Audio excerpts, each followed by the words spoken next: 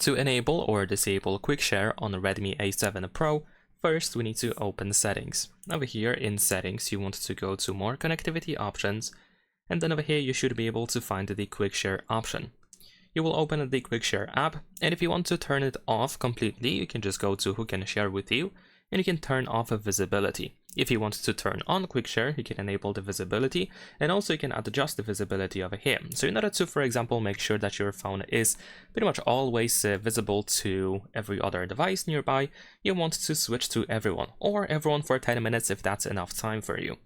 Besides that, another way to make sure that you can be found on other devices is by going to the Receive menu, which we have over here. So if you tap on Receive, as long as you stay over here, your visibility is temporarily set to everyone, so you should be able to easily receive files over here. Of course, we can also go to Send if you decide to send files to someone else.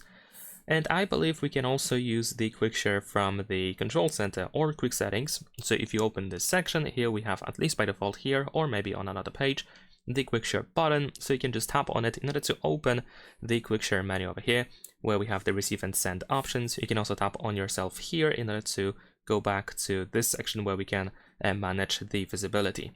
That is pretty much it. Leave a like and subscribe.